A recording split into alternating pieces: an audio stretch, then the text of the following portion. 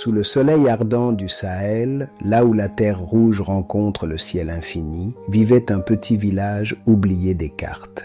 C'est ici que commence notre histoire. Une histoire de silence et de bruit, de poussière et de lumière. Au cœur de ce village vivait un garçon nommé Baïzal. Il était né avec un mystère. Sa voix était restée prisonnière de sa gorge. Jamais un pleur, jamais un rire sonore, jamais un mot. Sa mère, la douce Mam Sokna Mati, était son bouclier. Quand les villageois chuchotaient, elle le serrait contre elle. Elle lui disait « Mon fils, Dieu ne t'a pas oublié.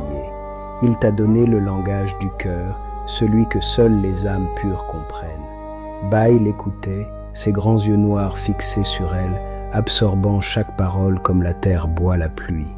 Il comprenait tout, ressentait tout, bien plus intensément que les autres. Exclu des jeux bruyants des autres enfants qui le traitaient de garçon inutile, Baï trouva refuge ailleurs. Il passait des heures à observer le monde. Il regardait comment les termites bâtissaient leur cathédrale de terre, comment les oiseaux tissaient leurs nids pour résister au vent. Il apprit que dans la nature, rien ne parle, mais tout se construit. C'était là sa première école. Un jour, un voyageur s'arrêta sous le grand baobab. C'était Maodo Fall, un maître bâtisseur légendaire. Il vit ce garçon qui ne courait pas, qui ne criait pas, mais qui touchait la texture des murs avec respect. Maodo s'approcha et lui dit « La plupart des hommes utilisent leur bouche pour brasser du vent. Toi, tu gardes ton énergie pour tes mains. Je sens en toi une tempête créatrice. Veux-tu apprendre à parler avec la pierre et la terre ?» Baï hocha la tête. Ce fut son premier serment. L'apprentissage fut rude. Un jour, Baï construisit un mur entier sous le soleil. Mais à la nuit tombée, le mur s'effondra. Le mélange était mauvais. Baï tomba à genoux, des larmes silencieuses creusant des sillons sur ses joues poussiéreuses. Il voulait abandonner. Maodo s'assit près de lui et dit « Le mur n'est pas tombé parce que tu es faible, mais parce que tu n'as pas écouté la terre. Elle a besoin de paille pour se tenir. » Ce soir-là, Baï fabriqua 1000 briques, mélangeant ses larmes à l'argile. Elles furent les plus solides jamais faites. Les années passèrent ainsi. Baï apprit la patience de l'argile, la rigueur de l'angle droit, le secret des toits qui respirent. Il ne disait rien quand il se blessait. Il transformait son silence en compétence, sa solitude en maîtrise.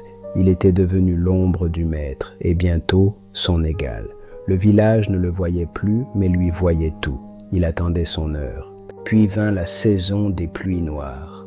Un soir, le ciel devint vert et lourd. Un vent furieux balaya le village. La vieille école, faite de briques et de brocs, gémit sous les rafales. Dans un fracas terrible, elle s'effondra, ne laissant qu'un tas de boue informe. Au petit matin, le village était en deuil. L'avenir des enfants gisait dans les décombres. Les anciens se lamentaient. Comment reconstruire? Nous n'avons ni argent, ni plan, ni temps. C'est alors que Baïzal sortit de la foule. Il n'était plus le petit garçon fragile. Il s'avança au milieu du conseil des anciens. Le silence se fit. Baï ne chercha pas à émettre un son. Il prit un bâton et traça sur le sol humide des lignes droites, des courbes, des piliers. En quelques minutes, le plan d'une forteresse du savoir apparut dans la poussière. Il se frappa la poitrine, puis pointa l'horizon. Son regard brûlait d'une telle intensité que le chef du village murmura « Suivons-le ». Le chantier commença, mais une nouvelle épreuve surgit. La sécheresse frappa. Le puits du chantier se tarit. Les hommes, épuisés et assoiffés, posèrent leurs outils. « C'est fini », dirent-ils. « La malédiction nous poursuit. » Mais Baï ne s'arrêta pas. Il partit dans la brousse, observant la terre et les insectes. Il revint 1 heure plus tard et pointa un endroit précis près du vieux baobab. On creusa. À 2 mètres, l'eau jaillit, claire et fraîche. Baï avait sauvé l'école. Ce jour-là, on comprit qu'il voyait ce que les autres ignoraient. Après ce miracle, le chantier reprit avec une fureur joyeuse. Baïzal était le chef d'orchestre sans baguette. Un claquement de doigts pour lever une poutre. un regard pour corriger un mur, une main posée sur une épaule pour encourager.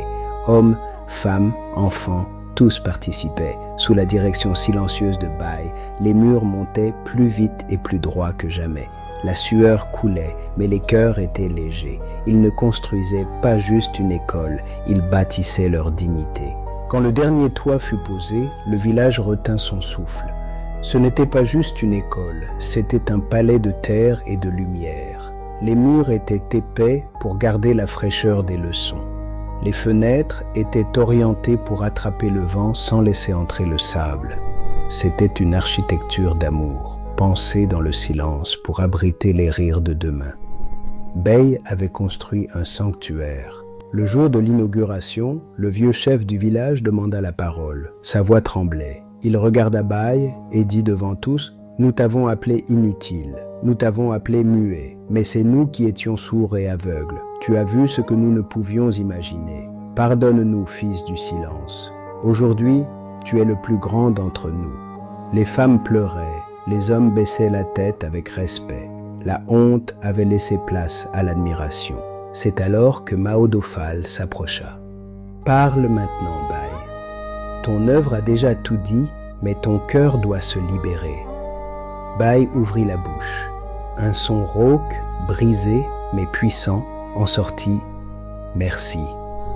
Ce mot résonna comme un tonnerre. Des années plus tard, Bai n'était pas devenu bavard, mais des centaines d'enfants apprirent à lire dans sa maison. Et quand un élève se sentait seul ou différent, le maître montrait les poutres du toit et disait « Regarde, c'est le silence qui a bâti cela. Ton courage vaut plus que tes mots. »